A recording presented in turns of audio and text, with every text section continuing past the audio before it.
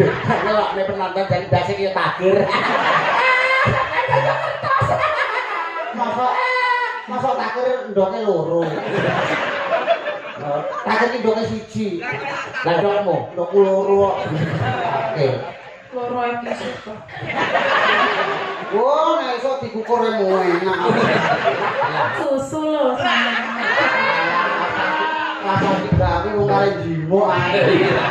Ora susu ning mburi kae lho.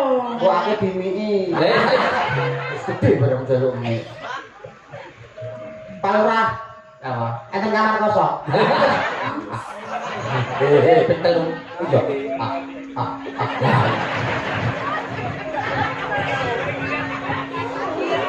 Iya. Pak dicoba ini Pak ben Menika menawi ngersakaken giok. Wah, layar nganyang melon. Upama ambune kaya ngene to. Ya lho saka kene cuma srebel unggono ing pangkonku kene ya iki. Iya kan, Mas. Tapi penenang ya, Mas. Ya. Wong sing paling rugi sak alam dunya ya Pak Yono. Lah kok iso? Lah bayar larang lho, ora iso mangku. Larang yang bayar iki larang. Ora iso mangku. Lah kowe, aku lho gak bayar. Iki to. Dan untuk lha sapa? Iki lho ndang cacek-cacek kok goblok ya ora. Iki ya. Kuwi aja mbok sing iki lho sebelah kene karo tekan kene. Senenganmu kok iso milih sing piye? Lah sing kula sing kotot. Yo aja ae kok iso. Beliau sing Mbak Sulis, Eva. Lah kan yo dirutoni terus kene kan yo kena. Pertama yo nginget kene sik terus sret. Tinggal Mbak Sulis. Wah, Ranggono cacah wonten 6 nggih Mas. 6 menika ta itu. Kowe milih salah satu, salah siji sing mbok pilih sing dia iki coba. Pilih salah minggu Mbak Sulis. Tuduk.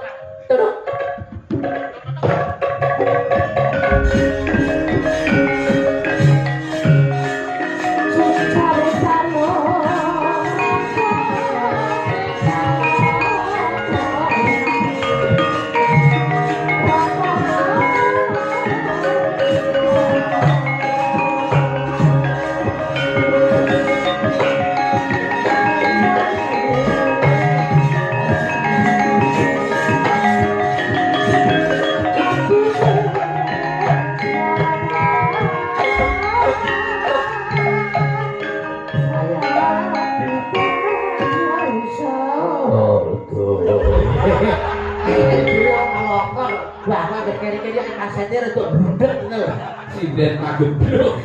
Wah, Mas Mondol awake dhewe ratri iki kaya dene kejugrukan gunung Sarikaloberan segara madu. Ketemu karo Wanut Yayu rupane branyak pasemone kulit kuning ngemu giring pengawak menjangan ketawang boyo mawa teja ngemu sudama lewat datan ngomong wongan yen ditondro pasoyane kurang condro luwih warna prasasat widodari Nyejawantah.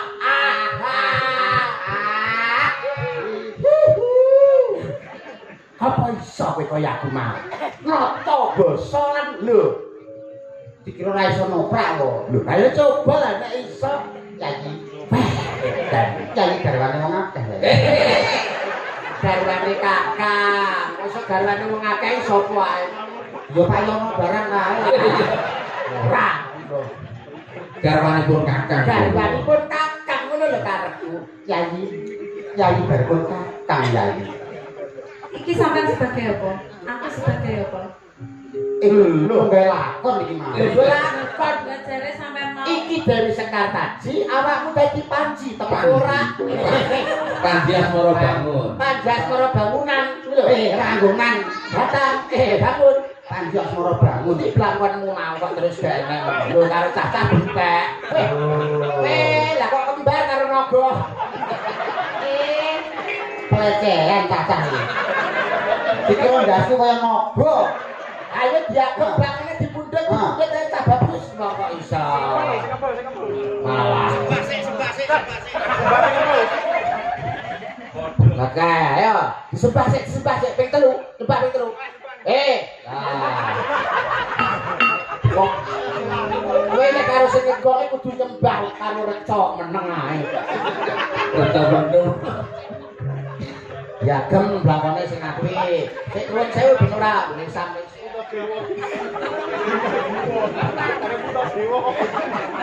Wah, gila. Iso wae punta dewa ngono ta. Kaya punta dewa nyanyi Werkudara. Ya. Moro bagi caketa mangkon kakang ya. Injih wonten timbalan dawuh Kang Mas Panji Tengku. Turut. Waduh. Tuk.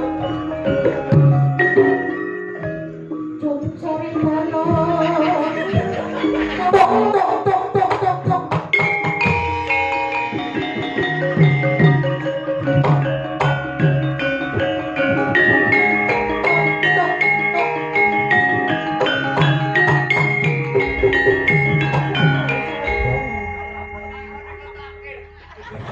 Kalau nek penonton dari base iki takir.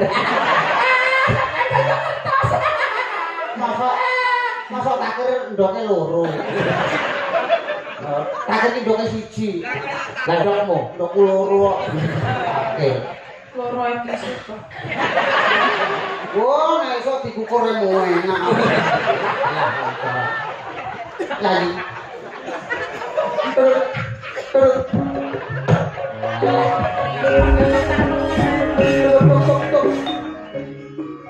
Gede, aku.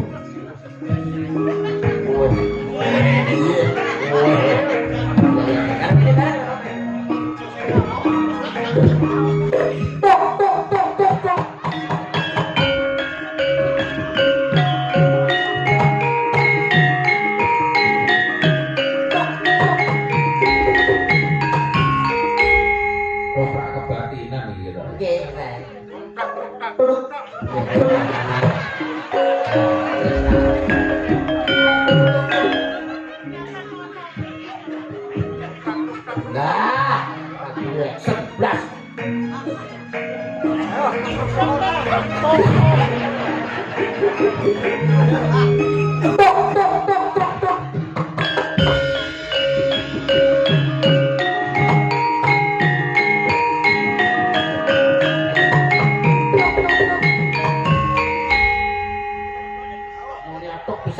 Tunggu cangkemmu kowe tak. Tatuk nah. Koprak sewengi tatuk ae. Lah metuk ki ngoe nah. Menang tumu. Ayo omong digandrung. Gandrung sing apik. Ya. Injih Batang Mas. Batang mungkin pecah lagi. Ora pecah. Kakang Mas lho Batang Mas. Yo Kakang Mas nek ganteng-ganteng nek Kakang Mas lagi lho kakane kaya batang. Ora batang. Calon batang. Bilangku milih goreng. Goreng sapa? Bagi. Padha bosoke. Padha promose. Ana ing sakjroning taman Makapahlawan kene siramu bareng. Taman Pesantren, Taman Sari, Makam Pahlawan mendebokmu. Ana ing sakjroning Taman Sari kene siramu bakal tak gandring ya. Gandrung dik. Siramu bakal tak gandrung, tak kumpul tak senengke atimu ya. Injih Kang Mas. Alah, guyune kaya buta.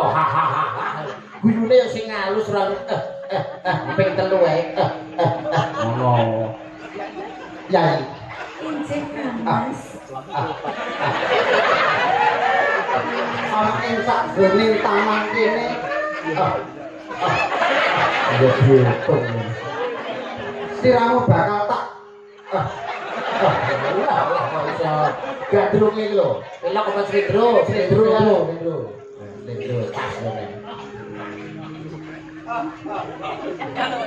Memanismu kang jiwat. Alah. Semalah tekan loja-loji lho. Jola-joli. Memanismu hakmu ngono. Marai kowe. Ora. Den. Sing apik to Kang Mas, ora tak damelke susu lho sampeyan. Langsung dibake wong kare jimo ae. Omahe susu ning mburi kae lho.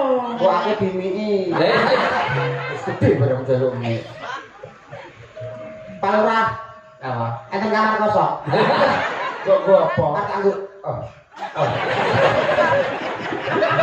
Bang Indah.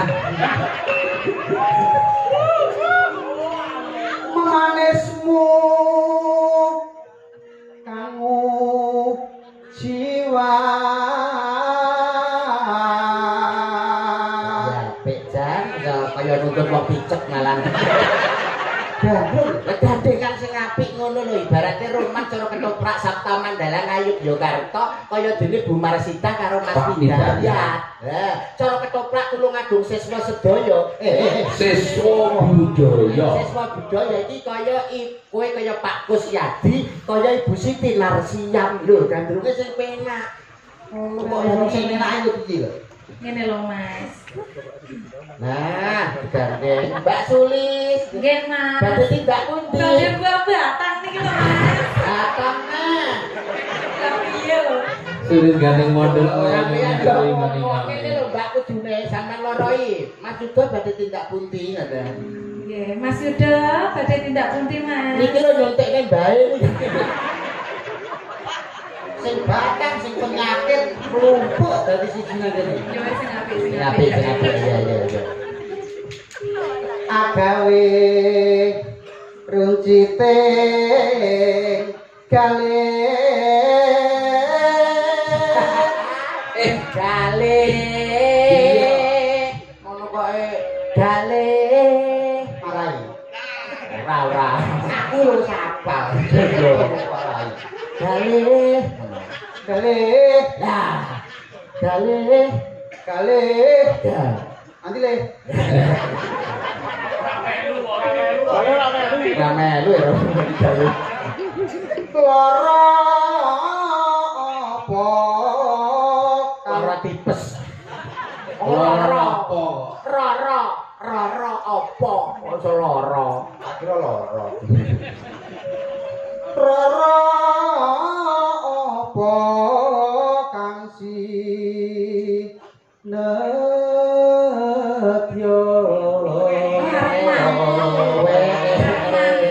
Arep mangku. ini kontene Pak Yono. Kulino mangku ya. Kulino mangku ya. Mangku apa? Mangku murel. Mangku Mbak Sulis. Kene ya disiram batan tak mangku kene. Sing Kang. Betul.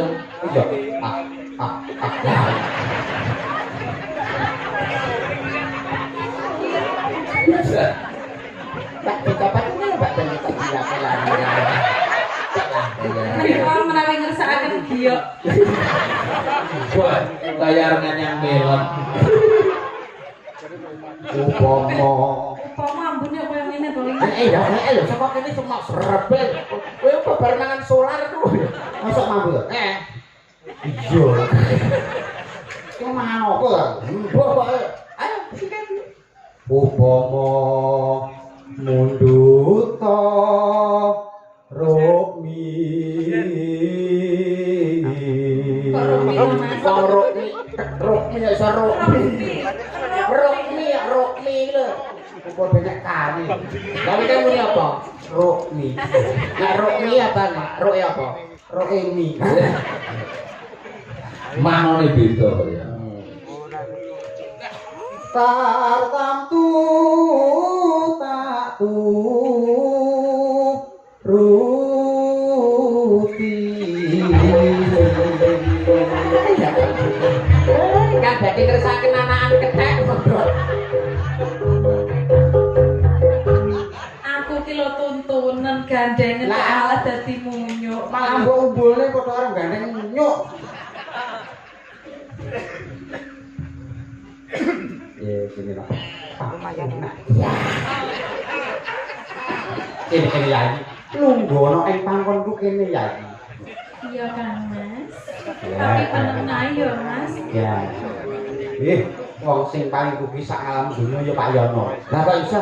Lah bayar larang lho, ora iso mantu. Larang yang bayar iki larang. Ora iso mantu. Lah kowe Aku lho gak bayar. ini kok. Beda. Jadi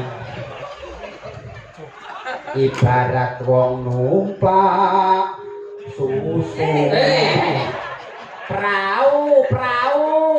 Aku malah latah lho. Lah kok iso? Angger sing tak ngerti opo ning sampe kocak lho. Lah iki tuh ngerti apa? Ngerti kono lho kok. Aku Apa kuno ya apa? Susu. Kok iso? Ya. Nah, iku dibilang susu. Ngono ben ketara to. Susu. padha susune. Ayo. Upama mundhut Pak Prau ing lumampah tanpa welah ing madyaning jala nindi. Oh, nindi. Jala nindi. Wong ora melu sesuk mau. Nindi. Temah gunjing ngagenjon neng pagulingan.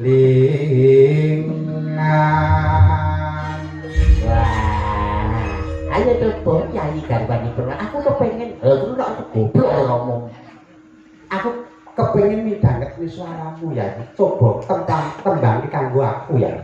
Injih Kang Mas, panjenengan ngersakaken tembang menapa Kang Mas? Terselah Ya lampu. Terserah. terserah.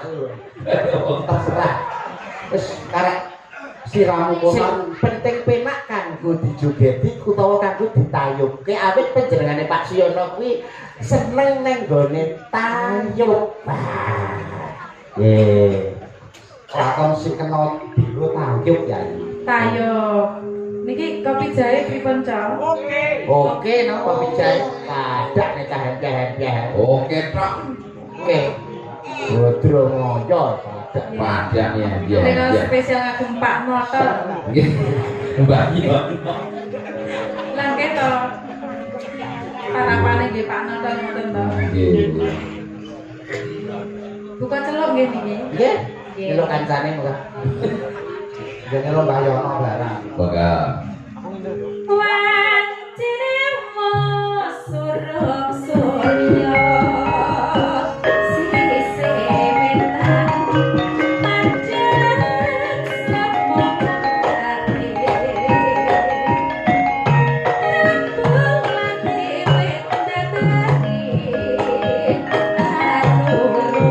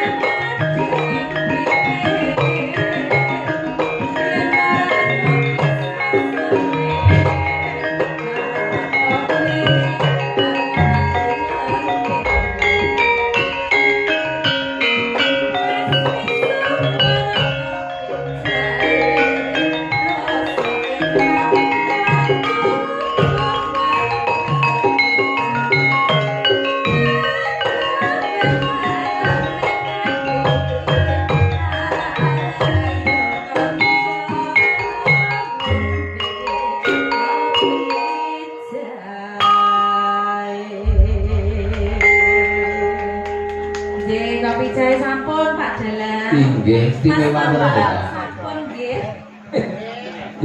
Pamit sing apik lho lah arep nunggu arep Mas Mondol. Ayam Mondol. Jadi sampun kula lenggah nggih. Nggih, benar biyen Pak. makasih Beb.